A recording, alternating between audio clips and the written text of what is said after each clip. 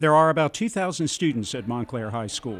They're tall, short, black, white, Irish, Italian, Asian, Hispanic, straight, gay, you name it.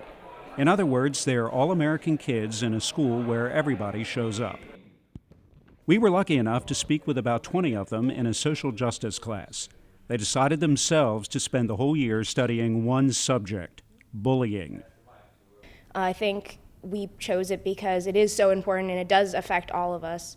And doing something about it, especially as students, will be really effective because students will listen to people who are students rather than having people being told don't bully by people who are parents or adults. Can you share with us some of the things that you have learned so far about bullying?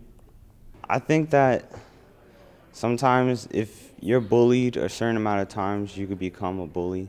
When people get bullied, they don't really have the courage to say that I'm getting bullied, you're bullying me, to the actual bully.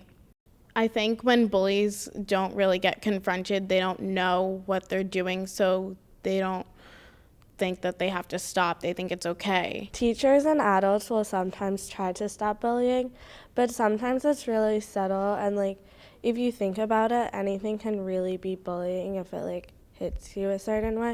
Sometimes small things that teachers won't think is bullying will be bullying, and that's why New Jersey now has such strict laws where even the slightest little thing can be considered as bullying and they have to report it, which I guess kind of makes sense if you really want to stop bullying. Is your class taking a look at the New Jersey law on bullying?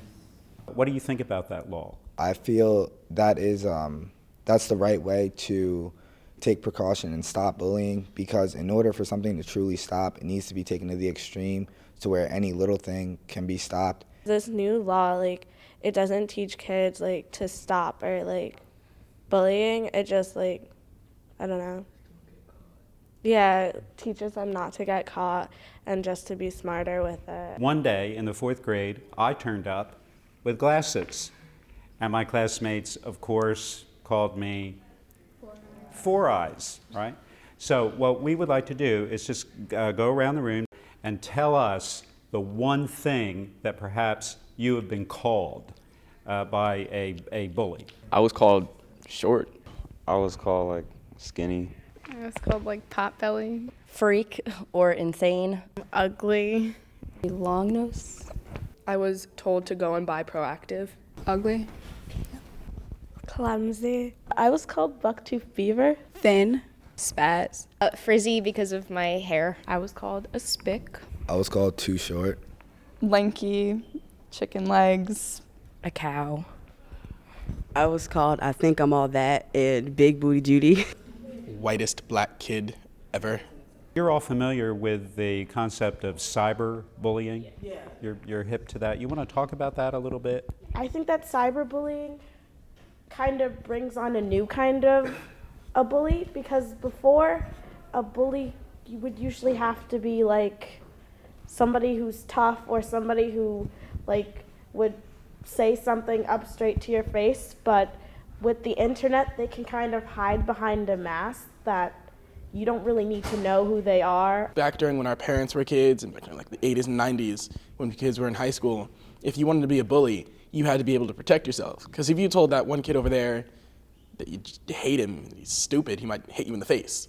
But now, you can be 95 pounds, 4'11", sit at your computer and just say whatever you want to anyone in the entire world. I know this may sound very corny or cliche, but honestly, they told us this when we were younger teachers, if you have nothing good to say, don't say it at all.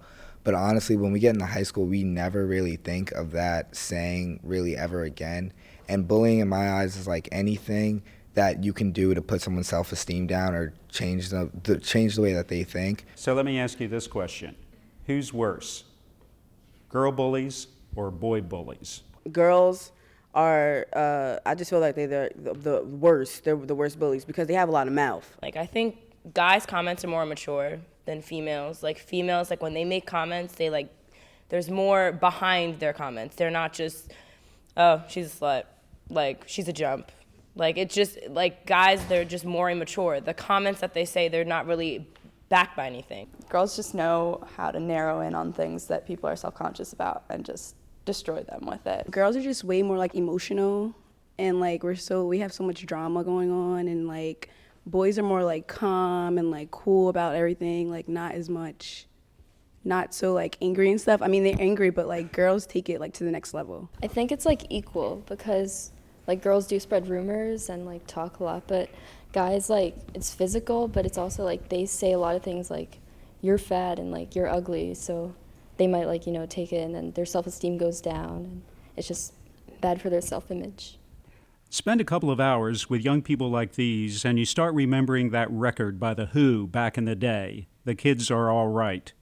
I see how the suicide of Tyler Clementi affects these kids, and how reassuring that high school students would see his needless death as a call to action. I'm Harry Haynes.